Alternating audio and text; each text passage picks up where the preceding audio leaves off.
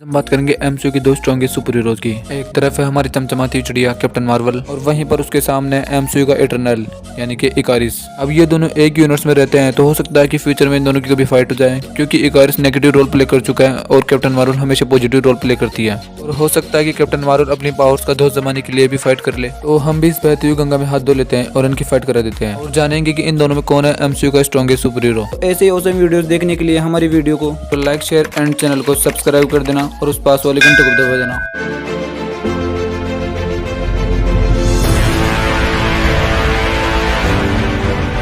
तो शुरू करते हैं। पहले बात करते हैं कैप्टन मार्वल की, जिसके पास super human strength, super human durability, super human stamina, super human reflexes, super human speed, photon blast जैसी कई पावर्स है। और अब बात करते हैं एमसीयू के सस्ते सुपरमैन की। कारिस के पास super human strength, super human durability, super human stamina, super human reflexes, super human speed, जरिया कहूं हीट विजन जैसी कई पावर्स है। अब आप इसे कुछ भी बोल सकते हैं, लेकिन मैं इसे हीट विजन ही बोलूंगा। हो सकता है कि मैं इसे गलत बोल रहा हूँ, लेकिन अभी के लिए हीट विजन ही सही है। हमेशा की तरह पॉइंट्स के आधार पर फाइट शुरू करते हैं। पहला पॉइंट है स्पीड का और इसमें पहला राउंड है रनिंग का। इन दोनों की रनिंग में कोई खास बड़ी फीट नहीं है, ये दोनों नॉर्मल सुपर हीरो की तरह रनिंग करते हैं। इस कारण मैं इस पॉइंट को या फिर इस राउंड को टाई करता हूँ। सेकंड राउंड है रिफ्लेक्सेस का। कैप्टन मार्वल के रिफ्लेक्सेस तो नॉर्मल सुपर हीरो की तरह दिखाए गए हैं, लेकिन इकारिस के रिफ्लेक्सेस कैप्टन मार्वल से बेटर दिखाए गए हैं, क्योंकि उसने मकारी को अटैक करते वक्त रोक लिया था। इस कारण ये राउंड इकारिस जीत जाएगा।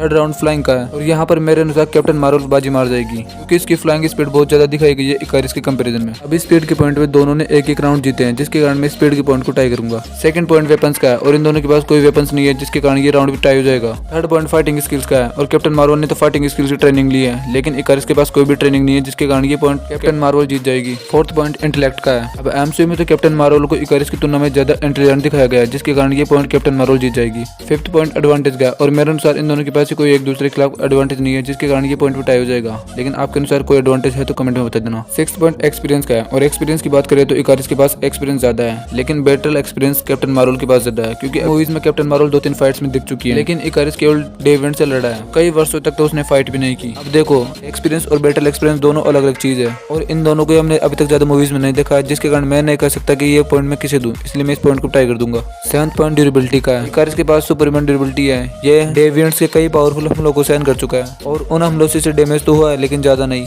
अब इसकी मेरे पास फीट भी ज्यादा नहीं है, तो मैं बताऊं क्या। और वहीं पर कैप्टन मार्वल के पास भी सुपर ह्यूमन ड्यूरेबिलिटी है। ये क्री द्वारा भेजी गई पावरफुल मिसाइल्स की ब्लास्ट में सर्वाइव कर चुकी है। थैनोस के द्वारा किए गए हेडबट से इसे घंटा फर्क नहीं पड़ा। पावर स्टोन के पावर पंच को भी सर्वाइव कर चुकी है। कैप्टन मार्वल की ड्यूरेबिलिटी में फीट अच्छी है, तो मैं ये पॉइंट भी कैप्टन मार्वल को दूंगा। एट पॉइंट स्ट्रेंथ का है। इकारिस के पास सुपर ह्यूमन स्ट्रेंथ है। ये अपनी पावर से, मतलब दोनों हाथों की पावर से डेविएंट्स के टुकड़े कर चुका है। अपनी हीट विजन से इटरनल्स की शिप को डिस्ट्रॉय कर चुका है। अपनी हीट विजन से डेविएंट्स को जलाकर राख कर चुका है। इसकी फीट यहाँ पर भी मेरे पास ज्यादा नहीं है। अब कैप्टन मार्वल के पास सुपर ह्यूमन स्ट्रेंथ है।